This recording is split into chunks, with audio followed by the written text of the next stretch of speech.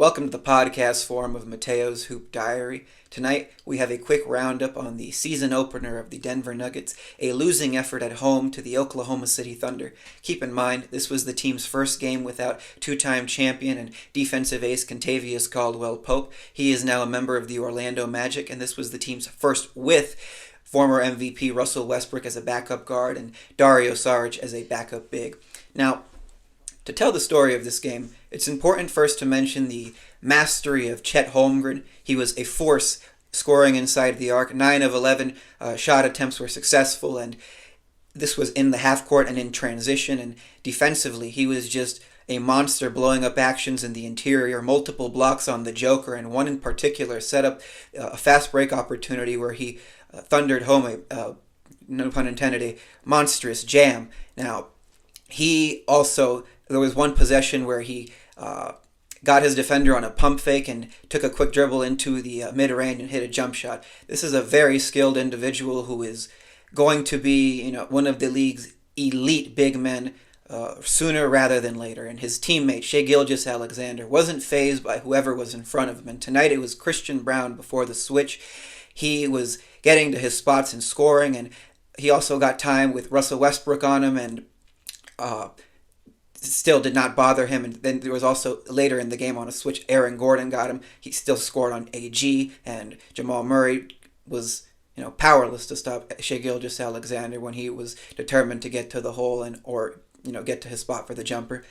Now, the other problems that plagued the hosting Denver Nuggets were the turnovers, especially early. They had at least 10, 11 of those in the first half, and the opponent scored in the double digits because of that. They do not put you in good position defensively, and which segues into our next problem, the transition defense. They just weren't getting back in time, and on one possession in particular that was so problematic at the end of the first half, Chet Holmgren scored on the third attempt and got to the line, and by the time it was the third attempt, you were expecting all of the Nuggets to have gotten back, and there were only two there. And considering the situation, a season opener against a top foe, you expect more urgency out of the crew. And the other problem that followed was the lack of productive three-point shooting. In the first half, they only made 3 out of 17, and they ended the game making 7 out of 39.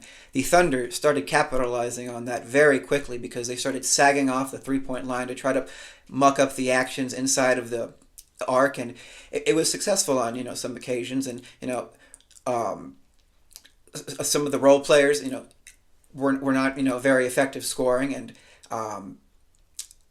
you just need to be able to hit shots from the perimeter at a above average level, and not all of those 3-point attempts were guarded tightly. This is a problem that the Denver Nuggets must correct sooner rather than later. Now, the other issue were the non-Jokic minutes. In the first half, when he got his first break in the second quarter, the Denver Nuggets were outscored 9 points. They scored 9 points, and the opponent scored 15. And at the in the end of the game, or gearing towards the fourth quarter-ish time, the Denver Nuggets scored 7 points, and the opponent scored 8. It's just, you expect more, especially when you sign a player like Dario Saric, who, of course, is not the likes of a 3-time MVP, but is a quality backup big man who you expect the Nuggets to be able to survive with the Joker taking his break. And for example, why it didn't, when he sat, the ball movement was bad, and the off-ball movement was not very good. You saw a little bit of guys standing around, and that's problematic because it makes the ball very easy to stop. Now, considering all of that, the team lost 87-102, and truthfully, it probably felt a lot, or I don't know about a lot, but it felt worse than what it looked like on the scoreboard. But considering all of that, if there was one positive to take away from this, or trying to look at it from a glass quarter full and not completely empty, is that Christian Braun played very well in his start, replacing Contavious Caldwell Pope. He did well moving off of the ball, and on a possession put the ball on the floor from the right wing and got to the hoop for a score. You know, that ability. I know it's not his forte to break defenders down off the dribble, but the ability to get better at that, or getting better at that, is something that the Denver Nuggets need. And he showed a little bit of that tonight, and it's encouraging, and it's definitely what he did on the defensive side was that's something he's gonna hang his hat on going into the season. He had multiple blocks. Excuse me.